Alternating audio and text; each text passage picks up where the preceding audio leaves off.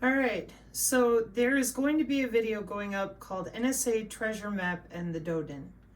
However, while I was in the middle of doing that video, because here is the affidavit, which you can get from Finding K-Factor, affidavit of William E. Binney in opposition to defendant's renewed motion to dismiss second amended complaint, section 42, the NSA Treasure Map. Okay, so that's what I was going over. But then I went over to the X. I know, we're all thinking the same thing. Oh, Sabrina, why did you do that? Well, I can't say I'm surprised, folks, but apparently your brilliant person over there who thinks they know everything claimed that Morgellons is a mental illness. It's really unfortunate. So what I'm going to do is I'm going to post this study that debunked with 3 different case studies that Morgellons is a mental illness. Okay, and this is way back in 2012. We actually have Morgellons, I got to dig it up again, all the way back to the 1600s.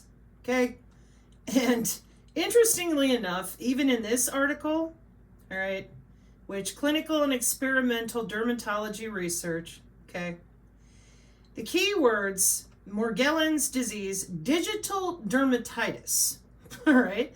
So then I'm like, all right, so how do follicular keratinocytes interact with nanosensors? That was my search after I read the paper.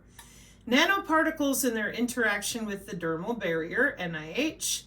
Nanotechnology-based techniques for the hair follicle, cellular response of keratinocytes to the entry, because the skin is a barrier until it starts magnetizing from the inside out, or optogenetics, and there's blue light involved with all this, of course there is, and the interaction of dermatologically relevant nanoparticles, Science Direct, 2014, aggregates retained in the hair follicle are protected from regular shedding and are prone to intense interactions with that hair follicle epithelium. Welcome back to the biofield, your interstitium, molecular communication, which has many vectors, including electrochemical.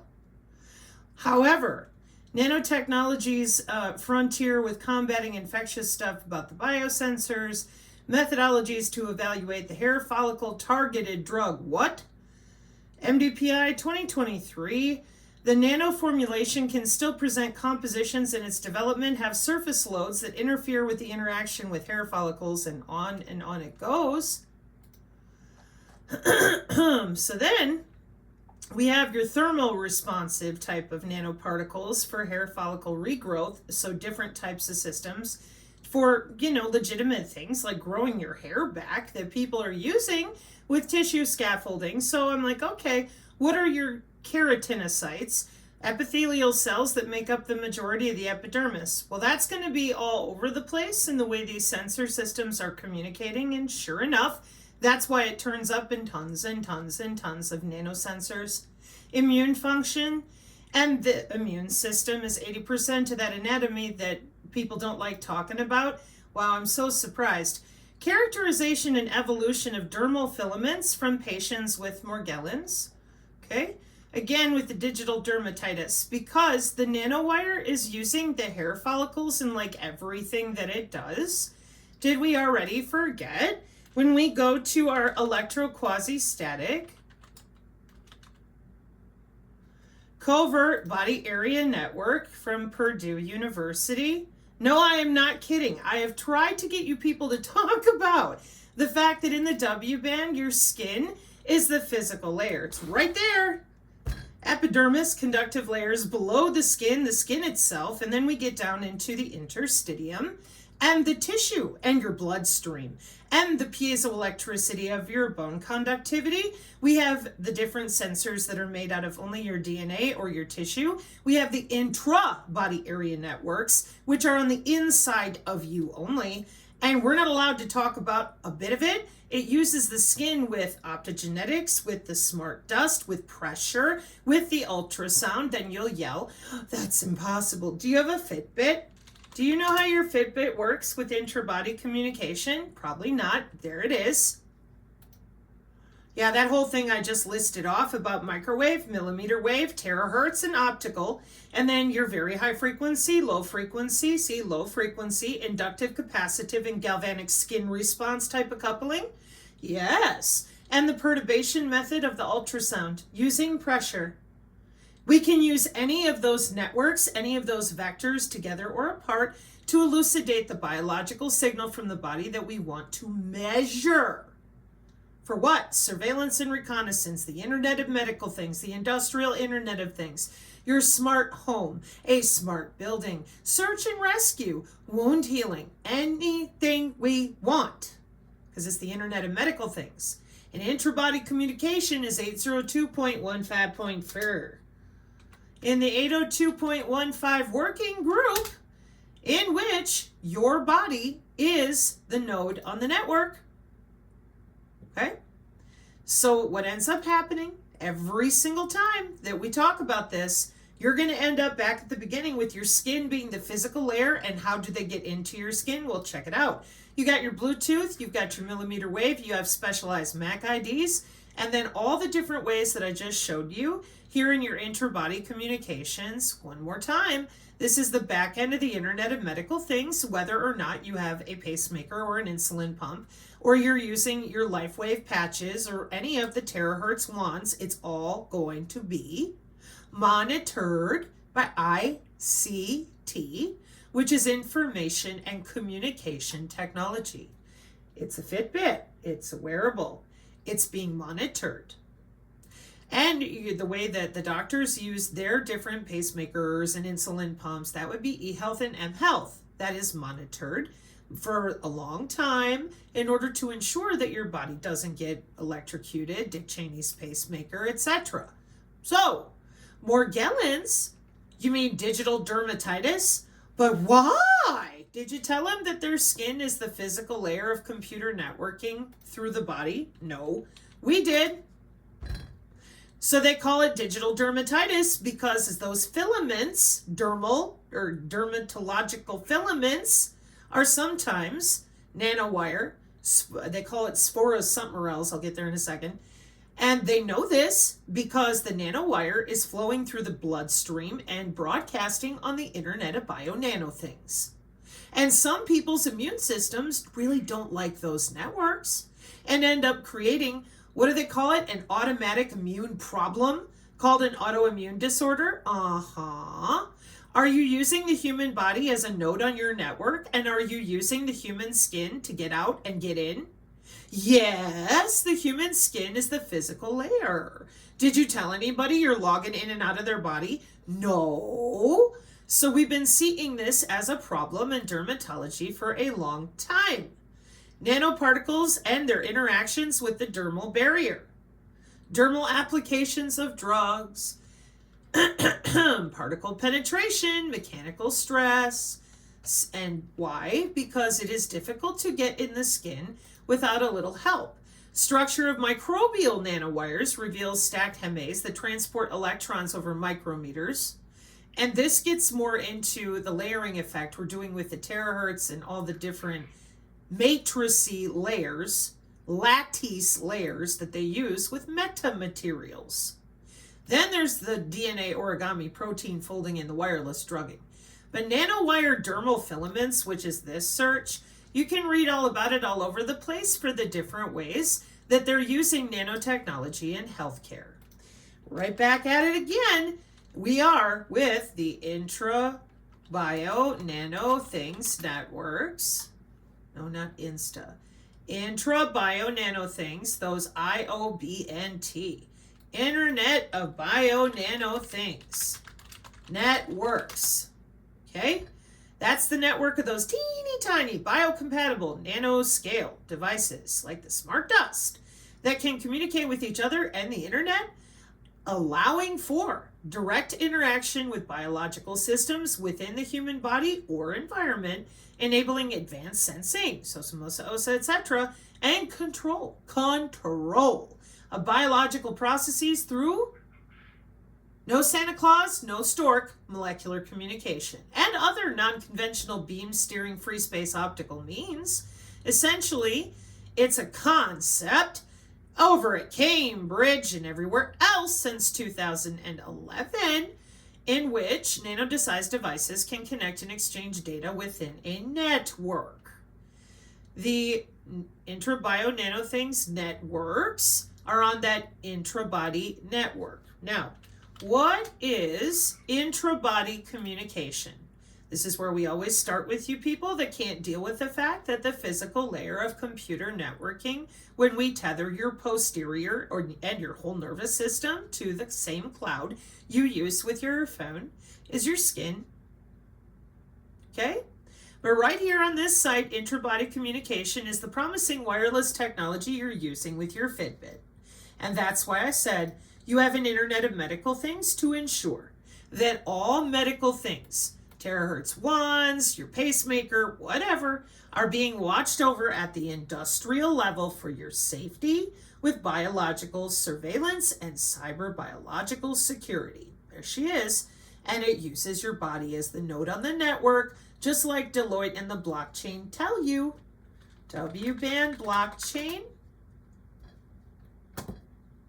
from the ResearchGate. Okay. Blockchain-enabled W-band architecture. We're going to zoom in on that layer 1. It says intra-body area network. Okay.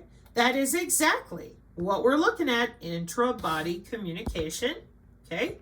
And when we scroll down, when was it studied? 1996.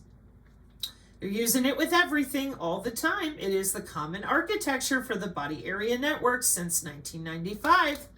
So, what is at Purdue University layer 1? The skin and the conductive layers below the skin, known as the interstitium, also reflected at HDIC, Casualty Nanotechnology Wound Care at the DoD. So anybody telling you that Morgellons is somehow some magical thing, they don't know what it is, you need to look up nanowire and understand, because, or rather, how does nanowire interact with the skin? Because it'll tell you that the skin is relatively impermeable to nanomaterials, but systemic exposure is a concern because of the way the skin is the largest organ in the body. Oh, there goes the smart dust. And in our Towards Terahertz Aware nano paper, it shows you how the networks of intra-bio nanothings communicate with one another, because they're already inside of you and then they work on the outside of you too. The working principle, see other videos. The working principle of nanowire-based sensors is the alteration in electrical conductivity. Well, that brings us back to our exogenous stimuli that is also listed here in your intra-body communication. Microwave, millimeter wave, terahertz, and all that. Yeah, there she is. That's why not telling people about the way this system really works, that it is not illegal, that the reason you have so many MAC IDs is because of all the different little networks that they're using to listen to your biological signals, which are created by you breathing, walking around, whatever. And there you are in your body area network, the mesh networks, the wireless around your head, and the intra-body area network is 802.15.4, and it's the one that has all sorts of connectivity going back and forth with molecular communication, diffusion, Brownian motion, IEEE Communication Society, 2014. Once again, using your skin, the pressure of your blood flowing through your veins and arteries. Let's pull up that paper too, might as well. Towards terahertz, location aware, position, navigation, and timing. Here you are with your haptic gear, smart textile, okay? And we have wake up radio. We have the wake up radio using the ultrasound, as you can see here on the left with the beam steering, to wake up nanonodes that are passively flowing in the bloodstream. They're just hanging out. They're not doing nothing. They're just there, and then they wake up. And that's from your software-defined networking or your software-defined metamaterial-based body area network node that can be looking for energy harvesting or just need to wake up and communicate some biosignals for the doctor who's polling, Polling,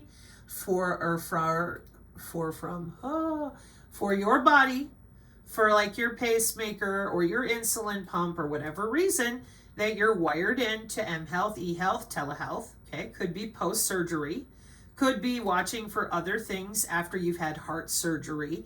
These are well known in the medical industry. Here we are 8 years ago with W-band Omnet, okay?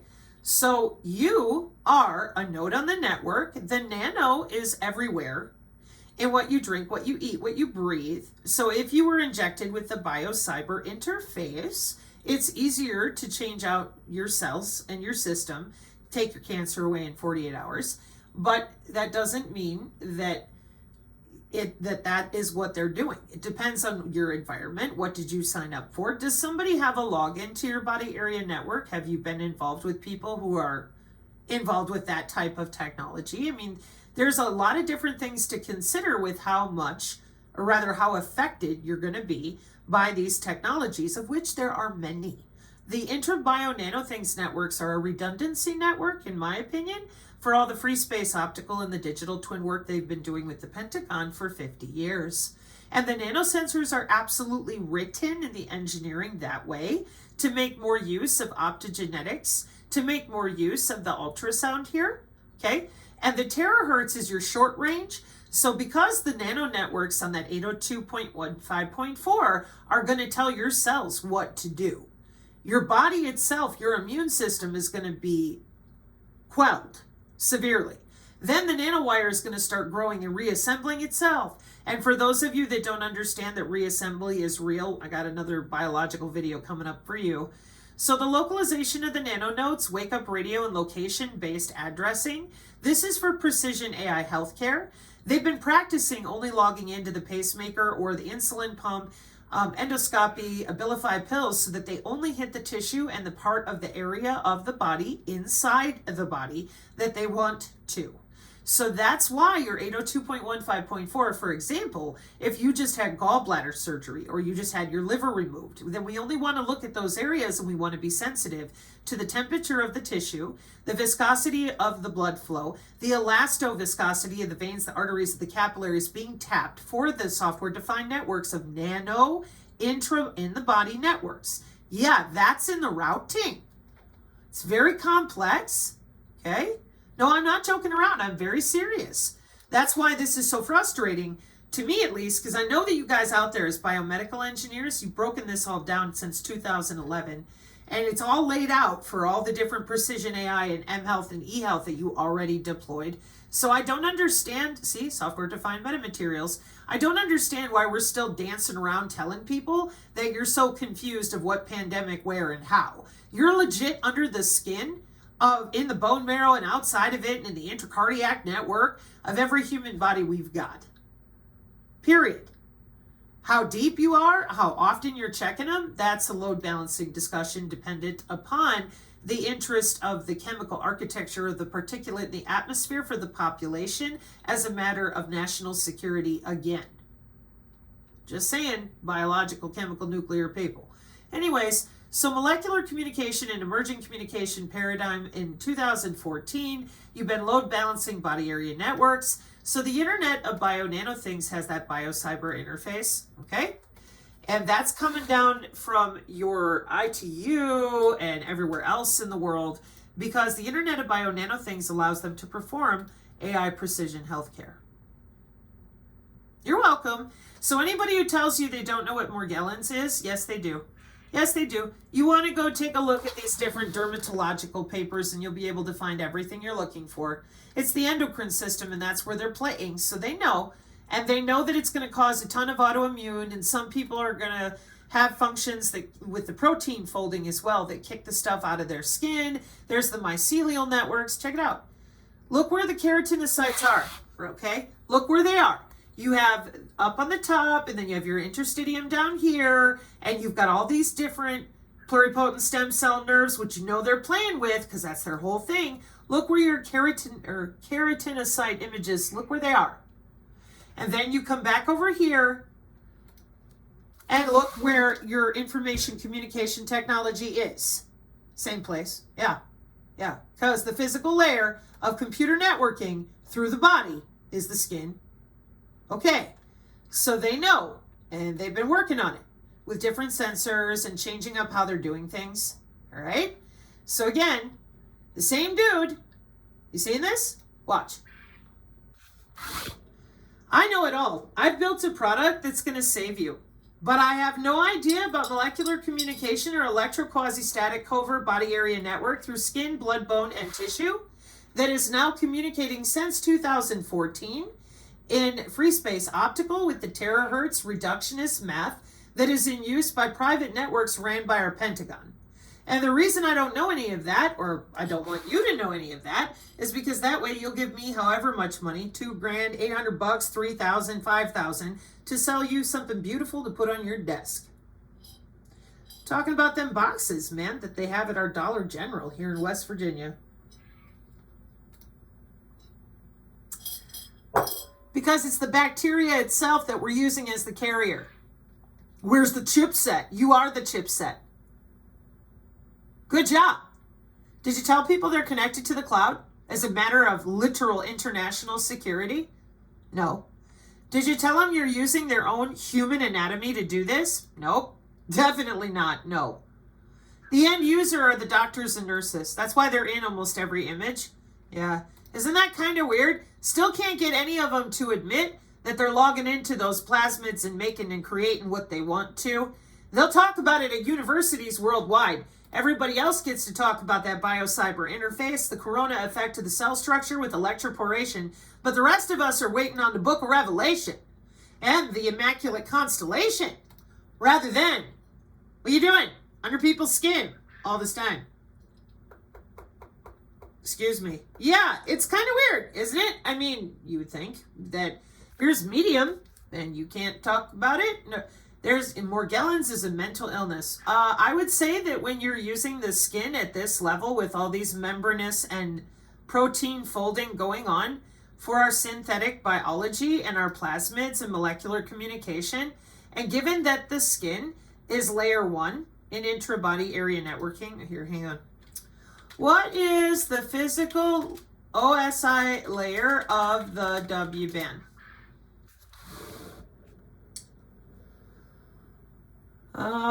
The lowest layer is managing transmission, but I must have said it wrong. Hang on.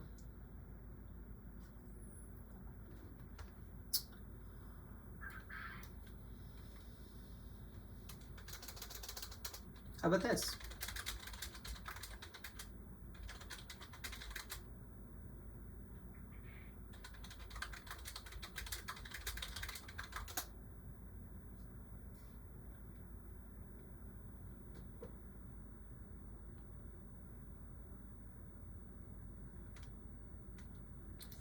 Okay, I'll tell it to you this way. Let me tell you like this. The physical layer, or layer 1, is the first and lowest layer, and the layer most closely associated with the physical connection between devices. The physical layer provides an electrical, mechanical, and procedural interface to the transmission medium.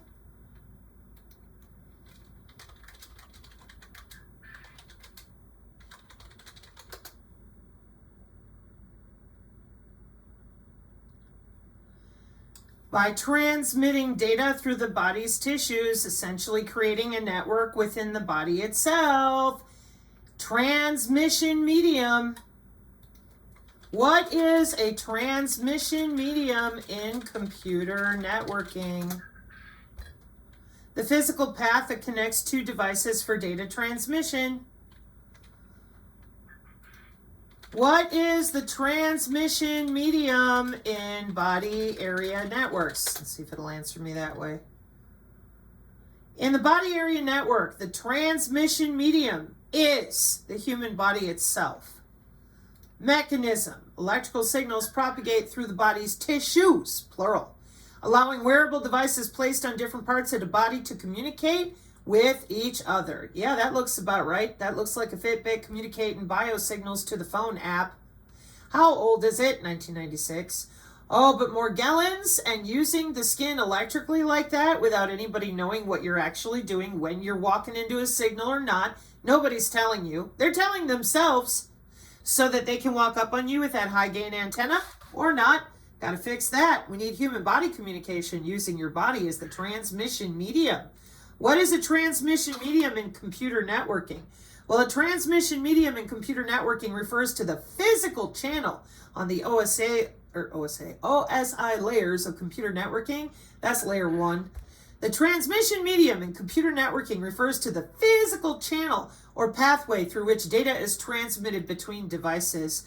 PHY. In the 7-layer OSI model of computer networking, the physical layer, or layer 1, is the first and lowest layer, the layer most closely associated with the physical connection between devices. The physical layer provides electrical, mechanical, procedural interface to the transmission medium. Intrabody networking refers to a technology where tiny sensors or devices implanted inside the human body communicate with each other wirelessly, allowing for real-time monitoring of vital signs and potential early detection of health issues by transmitting data through the body's tissues, essentially creating a network within the body itself. It's often considered a branch of body area networks with a focus on internal monitoring and drug delivery. You would think people would want to know that. You would think. But instead, what is a transmission medium? Well, a transmission medium in computer networking refers to the physical channel or pathway through which data is transmitted between the biosignals in your body and your Fitbit to come up on the app on your phone or the Fitbit. Oh, and in your blockchain, yeah, it's you, your body, thus being able to harvest crypto with your heartbeat. And the molecular communication since 2014, and the terahertz wake-up radio, okay? On the physical layer, it's you, it's your skin, your tissue, and that's why they went ahead and went, well, you know, we've got some dermatological problems with this here nanowire, the way these sensors are using their dermal filaments and communicating, so we're going to work on that and upgrade that so that people are in less trouble with what we're doing under their skin as required for international security for things like the medical body area network since the 90s. Even in the article Turning the Body into a Wire, they needed more security. That's why it's your body and your skin. You are a node on the network. So now that Melville has struck out, 3 or 4 times with his knowledge base on this, what I would say is that this is a good learning opportunity for everybody. You're going to end up, no matter what you do, back at the beginning with your own skin, blood, bone, and tissue. Why? Because, Buffet, this is the human biofield. You're using human biology. You are not using a rando technology that you can put on and take off. Turn off your heartbeat, stop breathing, hold your breath, close your eyes, and make sure your skin is exposed to absolutely no light or particulate, meaning the air source. Yeah, hi. This is why we kept pointing out you've hijacked biology. You didn't give anybody new technology. You're under their skin for 30 years. And you keep telling them it's for their health. Well, if it's for our health, then how come nobody knows anything about it? Right? So that bioelectromagnetics part down here, this is where the problem is, because the human biofield is known in layman's terms as the human aura. And so everyone thinks it's religious and mystical and they learn nothing. And in machine learning, we have algorithms for bioelectromagnetics. That would be you. What is bioelectromagnetics? So everybody's going to be putting this on the bingo card too.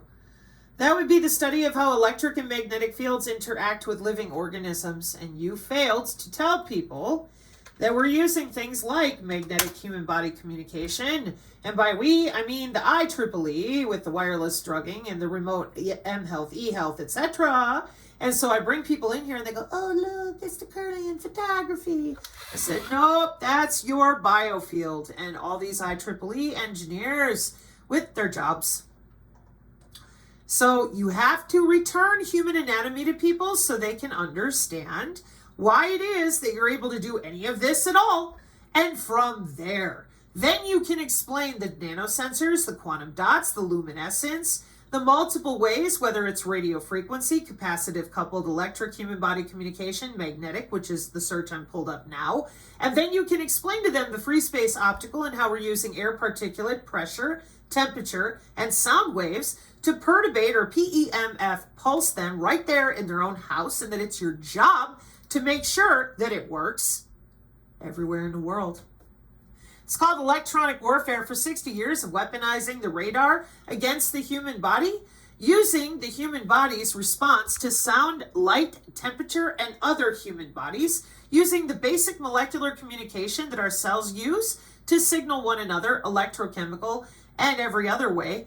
You know, like the bees signal the flowers, we're using molecules. Whether they're there or not, here's another picture of the same Science Direct paper with your low frequency, the ultrasound perturbation, and the high frequency, including the terahertz. None of it is new. Same intra-body network, 2011. It's all here. There it is. Ta-da! Intra-body MAC ID transmission. We've got all sorts of different ways that they're logging in and out, and most of it is predicated on your healthcare. So you have an aura, whether you like it or not. It is your human anatomy. Amazing to me that this is so hard for people. Well, lie for another 100 years and scare the crap out of people. Tell them they're stupid. Okay, let them have it. Go, that's right. The aura is paranormal. It's all fake, fake, fake, fake. Okay, what is bioelectromagnetics? It says medicine.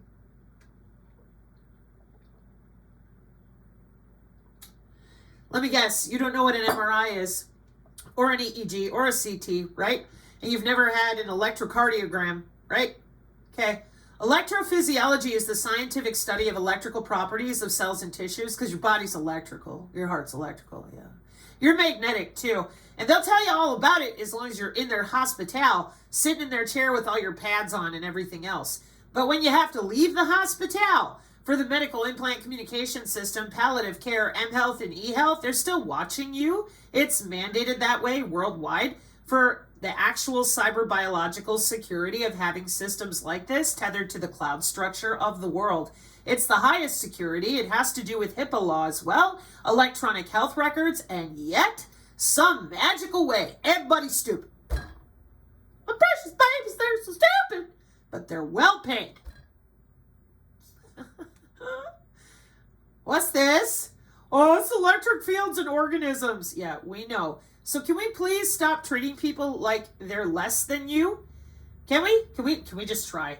And be like, yeah, we know what we're doing with human body magnetic communication and every other type of electrical communication for 60 years of weaponizing the radar and the Doppler and got human activity recognition radar, and we're watching you under the skin in your house 24/7 with a digital twin for 50 years. We play with your gut microbiome as a matter of we get to log into you for 20 years of international genetically engineered machines. But it's not just your gut microbiome. It could be anything. Check it out. We got options. Then we have the effect of wireless power transfer on capacitive coupling that the Disney Channel will talk about, but other people won't. And that has to do with your time-varying magnetic fields that are going to be disrupted by that same molecular communication intra-body networks that are not going to be available to commercial proprietary software.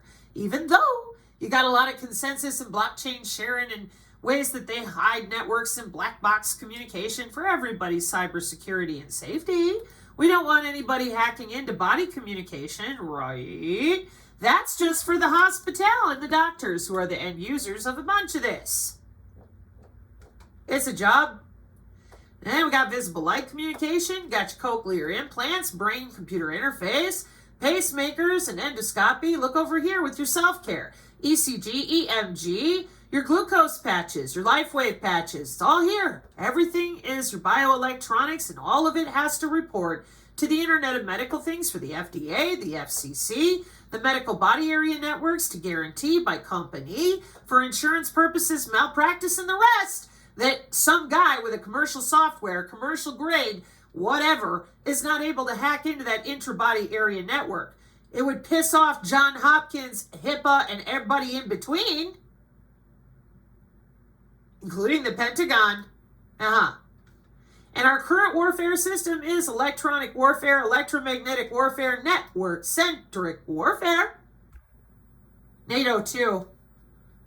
We call it the Melville ideation. You've defeated everyone because you have the magic answer that everybody else somehow missed. Or maybe those hidden sciences of biophysics with Brownian motion. Oh, looky. Yeah. Those biophysics with the way our body oscillates. Yes. And our endocrine system and our heartbeat. Thanks for being all blurry and goofy. It's so not helpful. So our aphasia, I'm going to go back to this one, and our interstitium and the fact that our DNA and our bloodstream is always in motion. We're watching you from under the skin and outside the skin in multiple mathematical ways for your security and surveillance and, of course, your health. Mandated? Yeah. Kind of a big deal. Yeah. And everybody in on it. Since the sentient world simulation, they'll know what they're doing, and they route it in very creative ways to protect these networks for things like our clearances in the United States and, of course, worldwide. So our free space optical, our electro-quasi-static human body communications here at the Spark Lab in 2020. Here's your biomedical engineers. Anybody who tells you that they know nothing about what I'm showing you, they are either gaslighting you, maybe they have an NDA and cannot talk about it, okay, I'm serious, or I don't know what to tell you anymore, folks, because 2/3 of the people in our country are doing jobs like this, with the agentic AI, human augmentation, brain-computer interface, and we really need to talk about it for what it is, and we need to disallow any more BS con artist people who want us to believe that the Clathrin and the quantum dot are the only way that we're getting in and out of the cell. It's molecular communication, folks. That's literally mathematically impossible just on the genomic face of it. And then you have the fact that the bacterial changes that you're making with what you're eating or how much you're exercising or whatever you're doing, they can give you a disease and take it away electronically. These micro electromechanical systems have been running since the 70s. They don't need the nano, but the nano makes it a lot easier to clean up the signal so that they can get your cells to do what they want them to. And in closing now, your microbial nanowires and all those clots nobody will talk about, that's because the nanowire grows inside of you with their Lego blocks and synthetic biology open language. See other videos. Protein nanowires with tunable functionality. Well, of course, just like we watched in our terahertz video. Protein nanowires for DNA origami, protein folding. Do you know that prion disease is caused by misfolded proteins? Did you know they're folding proteins in and out of you with AI whenever they feel like it? Just a thought. Protein nanowires with tunable functionality and programmable self-assembly. Using sequence-controlled synthesis. Just log in, let her rip. You think people ought to know that they're tethered to a system of cloud in the DoD, etc., with all this 30 years of synthetic biology? I mean, again, here's PhysOrg. Discovery of new nanowire assembly process could enable more powerful computer chips. Isn't that nice? It would be great if you kept it out of the body itself, but you don't. So, here ends, for now, the ridiculousness, because in the Melville ideation, if you don't even know about these systems with molecular communication, well, then you definitely aren't bypassing quantum encryption. No way. Not even close. What is a prion? Oh, that's an abnormally folded protein. What is protein folding?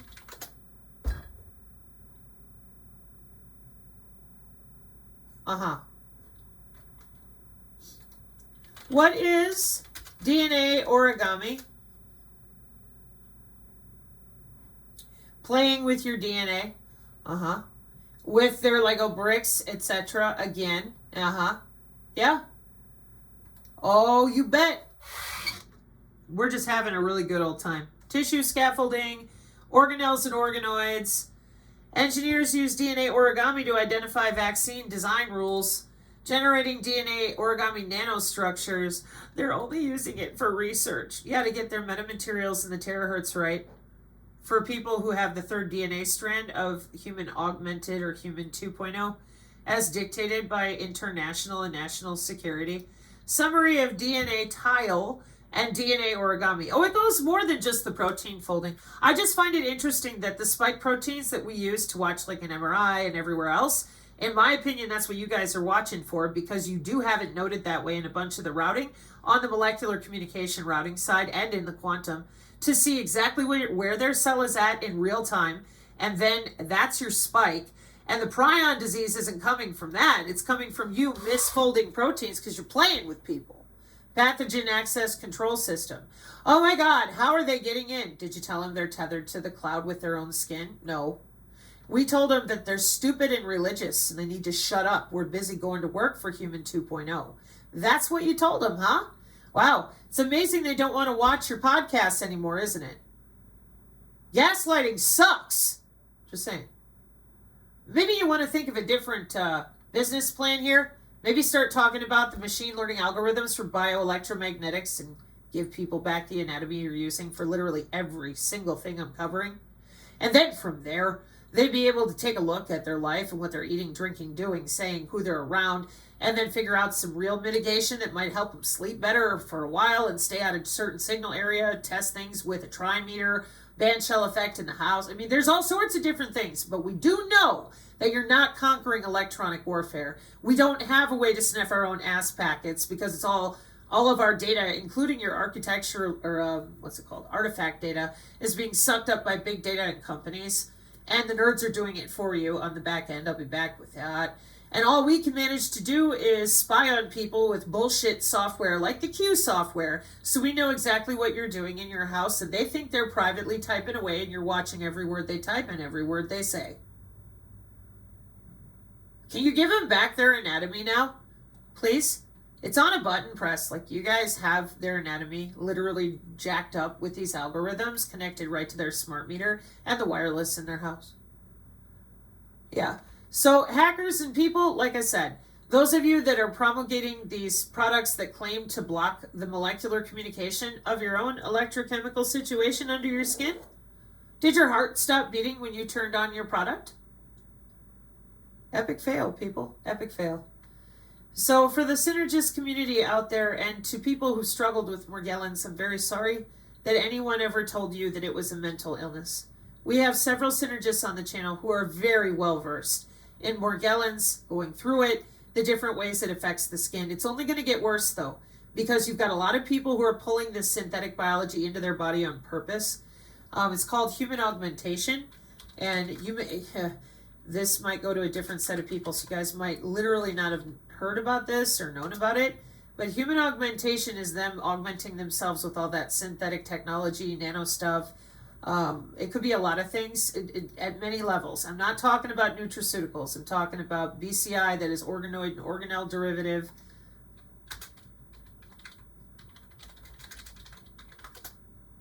Let's see if I can get back to that one page I had the other day. So over at the University of Michigan, they're working on a bunch of stuff. Oh, wait a minute. No, I know what you are. You're in the hat lab. Yeah. So here in the Human Augmentation Laboratory, let me see, where was I? Because somebody sent it in the other day. Here we go. Flexible and printable food safety sensing, monitoring of human behaviors using multi-sensor modalities, and there's your algorithms again. Electrotactile stimulation of peripheral nerves from machine to human connection, wearable electrochemical sensor arrays and health hazard monitoring, lab on CMOS microsystem, on-chip adaptive real-time neural signal processing for chronic implants. Okay, see how this works? Parasites, bacterial, yeah. So some people are augmenting themselves on purpose. It's not a joke. College of Engineering, not a joke. And other people are doing it in different ways. And that's why knowing about all of this DNA origami, nanoparticles, and the fact that they're using your skin as their primary mode to get out and get in since 1996, You got to get caught up. I'm sorry that nobody told you, but your aura is actually called your human biofield. It is back on the National Institute of Health, and bioelectromagnetics and cracking the bioelectric code isn't going away. That's regenerative medicine with Dr. Michael Levin. So thank you for your time today, and Oncogene onwards, folks. I cannot believe that we're still here, but hey, we're going to get through this, and we're going to find a way to help others understand. I strongly recommend checking Non-Vaxxer 420's channel for the Babes with Brains on the YouTube. They do an excellent job going through many of these points in a longer duration. So, Mark 536, amen. Stay strong out there, and may you have many stem cells and groovy tunes.